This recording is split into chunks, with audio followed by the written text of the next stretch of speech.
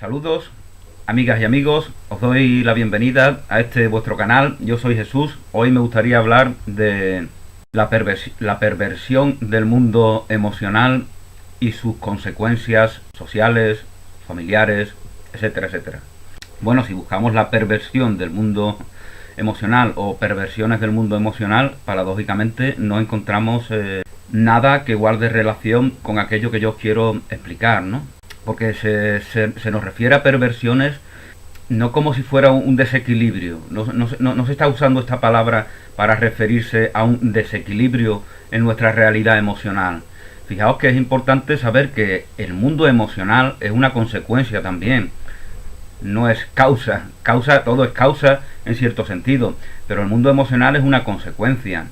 Sobre todo es en la infancia en donde se va conformando el fundamento de nuestro mundo emocional. En la infancia, desde que venimos al mundo e incluso antes, a partir de ahí empieza a conformarse nuestra realidad emocional. Entonces el mundo emocional es una consecuencia de eso. Otra cosa es que nosotros sepamos gestionar esa consecuencia en uno u otro sentido. No es una realidad, no es una consecuencia, un efecto que no pueda reinterpretarse para que se dé de otra manera. No puede reinterpretarse en el mundo de los efectos de por sí, pero como os comentaba al principio, siendo efecto ese mundo emocional, siendo una consecuencia de elementos sobre todo que tienen que ver con la convivencia en la infancia, con elementos sociales, familiares, etcétera, etcétera, que nos afectan, que nos influyen, que determinan una manera de generar emociones, por decirlo así. Siendo eso un efecto, aún así tenemos la capacidad de reinterpretarlo para que el efecto se transmute. Entonces yo, por lo que veo, no se habla apenas o yo no lo he encontrado de este tema en el sentido en el cual yo quiero referirme a él. Como las palabras generalmente no son tan precisas como quisiéramos, como los sentimientos, aunque lo propio de los sentimientos no sea precisamente la precisión, valga la redundancia, pues todas las palabras pues son fácilmente malinterpretables, ¿no? De hecho, la palabra perversión no es la palabra más adecuada. Quizá debería hablar de desequilibrio. Los desequilibrios, el desequilibrio del mundo emocional. Mundo tampoco es la palabra más adecuada, porque el mundo emocional no es un mundo separado, sino que está en relación con todo. Entonces, bueno, vamos a ver si de manera sencilla pues os comparto mi idea, ¿no? De cómo toda la violencia social, familiar, en todos los sentidos que se da, no es más que una consecuencia de ese desequilibrio del mundo emocional en el cual generalmente se nos educa a todos y a todas. Una vez que estamos tomados por ese desequilibrio emocional, nos incapacitamos inconscientemente para revertir ese desequilibrio, esa perversión del mundo emocional, porque ya queremos defenderlo. ¿Por qué? Porque ya lo consideramos como una realidad inmutable. Entonces quien lo pone en duda nos parece que es infantil, o que es ignorante, o que no se entera de lo que se está hablando, de lo que está en el candelero. Pero esas reacciones que tenemos no tienen más que la intención de justificar el mundo pervertido, la realidad perversa, pervertida, desequilibrada de ese mundo emocional. Para mí esto es fundamental, porque mientras que no se comprenda esto, pensaremos que es completamente normal la crueldad, es completamente normal el despotismo, el autoritarismo, la agresividad. En el peor sentido de la palabra, pensaremos que es completamente normal, cuando verdaderamente no es completamente normal. Es una consecuencia de un desequilibrio emocional, de una perversión del mundo emocional. Las consecuencias de esta perversión son bastante comunes. Por ejemplo, en los países, en las culturas, en las sociedades donde la culpa está arraigada debido a las religiones que han imperado durante siglos y España, desgraciadamente, es uno de esos países, vemos que, por ejemplo, la violencia hacia los niños en los entornos domésticos es bastante común que se justifique, que se haga apología de ella. Es tan común que realmente si se persiguiera como se persigue la apología de la violencia hacia la mujer, por ejemplo, os recuerdo que, por ejemplo, aquí hace unos años, pues un imán fue condenado, ¿no?, por escribir algún libro en el cual pues se defendía el uso de la violencia contra la mujer en el entorno doméstico, ¿no? Sin embargo, esta defensa de esa violencia es bastante común que se haga cuando son los niños los que padecen esa violencia. ¿Y por qué los niños padecen esa violencia? Porque los niños son pequeños y podemos pegarles. Esa es la única razón inconsciente por la cual padres y madres, tutores en centros escolares, a veces incluso hacen uso de la violencia contra los niños y niñas. Esa es la única razón, de que son indefensos. Como alguien dijo, cuando los niños ya tienen 14 o 15 años, pues ¿por qué no se les pega? Porque ya tienen un cuerpo en el cual pues ellos pueden reaccionar. Por eso a veces se da violencia de los niños contra los padres, porque han sido educados en la violencia, en la imposición de la fuerza física, y por lo tanto cuando los niños ya crecen y tienen esa fuerza física, pues la aplican contra aquellos, en ocasiones, gracias a Dios no es lo común, la aplican contra aquellos que la han estado usando durante años.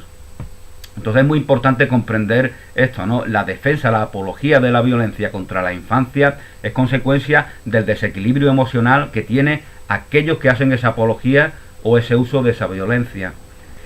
Muchas personas ya están tomadas por una realidad de conflicto, de confrontamiento permanente, de tensión, de culpabilización de los otros. Es una realidad tóxica, es un entorno tóxico, y estas personas, si le hablamos así, pues lógicamente nos van a decir que somos ignorantes, que no sabemos por qué, porque ellos ya están abducidos por esa realidad tóxica. Su convivencia cotidiana es completamente tóxica diariamente. Este es otro concepto que generalmente en psicología está equivocado. No hay que hablar de personas tóxicas, hay que hablar más bien de entornos tóxicos. Hay entornos que son tóxicos y todos los partícipes de esos entornos están tomados por esa toxicidad. Entonces a ellos les lleva, por ejemplo, como os comentaba antes, como consecuencia de estar abducidos por esa toxicidad, ven completamente imposible otra alternativa que no sea el uso de la violencia en cualquier sentido. Fijaos que los maltratadores, por ejemplo, generalmente el maltratador, hablando ya de la violencia de género, no se considera maltratador, se considera a sí mismo como que responde ante una provocación de afuera. Es justiciero, es una perversión de la idea de justicia, porque está en relación con la perversión del mundo emocional. El maltratador tiene corrompido su mundo emocional, lo tiene pervertido, lo tiene desequilibrado, como lo queramos decir. Muchas personas tampoco entienden esto porque creen que estamos justificando el maltrato. No, estamos hablando de psicología, no estamos hablando de temas jurídicos, de la condena que deba de darse a cualquiera que maltrate a su semejante. Estamos hablando de psicología para comprender por qué se da la violencia. Y la violencia se da, el ataque, cualquier tipo de ataque, porque hay un desequilibrio del mundo emocional. Y ese desequilibrio viene de la educación o mala educación que se nos ha dado en la infancia. Y esas son las consecuencias de las perversiones del mundo emocional. Cualquier ataque que se da en la sociedad, en la familia, cualquier ataque que se da en un entorno humano, tiene como causa la perversión, el desequilibrio del mundo emocional. El mundo emocional, a su vez, como os comentaba al principio, también es un efecto. A través de nuestros sentimientos, de nuestros pensamientos, estamos invirtiendo en nuestro mundo emocional que nos va a condicionar. Emoción significa aquello que nos mueve, aquello que te mueve. Una emoción es aquello que te mueve, ese detonante que te determina a ir en un sentido o en otro, a hacer una cosa u otra, a tomar una alternativa u otra. Eso es una emoción. Y el abanico de emociones que está en nosotros y que nos va a determinar ser de una o de otra manera ha sido elaborado en la infancia fundamentalmente, y como os comentaba, esto no significa que ya estemos completamente determinados, porque en nosotros se alberga la capacidad de reinterpretar todo aquello de lo cual hemos sido herederos. La herencia principal no es la herencia biológica, la herencia principal es la herencia social, familiar, cultural, en la cual nos hemos estado educando fundamentalmente en la infancia. Esa es la verdadera y auténtica y determinante herencia. Y de aquí la importancia de lo que acontece en los hogares, en los entornos de educación sociales, centros escolares, barrios, lugares de trabajo. Lugares de trabajo porque ya los jóvenes empiezan a trabajar a los 16 años en ocasiones, ¿no? Además que los niños pues son testigos de todo, los niños, nuestros niños y niñas son testigos de todo lo que acontece. Ahí, por aquí, ahí, por allí podéis encontrar en la hemeroteca virtual informes de cómo millones de niños a una edad muy temprana ya han visto pornografía, ya han visto imágenes muy violentas, y eso es preocupante. No porque me asuste la pornografía de por sí, sino porque, como ahora dicen las feministas, y en esto aciertan, la pornografía en general no es más que apología de la violencia contra la mujer, porque ya esa pornografía ya es consecuencia de ese desequilibrio emocional en el cual generalmente hemos sido educados todos y todas, de esa perversión del mundo emocional. Entonces espero que os haya sabido compartir la idea. ¿Cómo revertimos la violencia en todos los entornos?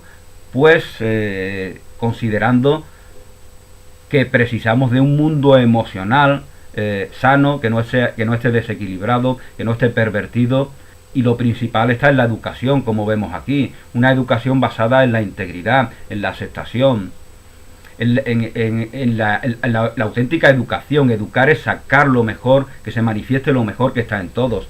Esas ideas sociales que algunos tienen, de que unos tienen una genética superior y otros la tienen inferior, todo eso es mentira. Todo eso es mentira. Mentira de unas élites que quieren mantener la segregación, que quieren mantener la diferenciación clasista. La herencia importante es la herencia educativa, la herencia de nuestros entornos familiares, de nuestros entornos sociales. Y no pueden combatir esto porque las redes sociales, el mundo virtual, permite que todos nos eduquemos, que todos accedamos a fuentes de formación. Y esto es lo que debemos potenciar en los entornos más marginales, sobre todo. En los entornos más marginales, sobre todo, debemos de inocular en nuestros niños y niñas la voluntad de aprender, de crecer, de dar lo mejor de sí, de cultivarse. Ellos no son menos que los que son integrantes de entornos favorecidos. Pues esto es todo por el momento. Bendiciones y hasta una nueva oportunidad.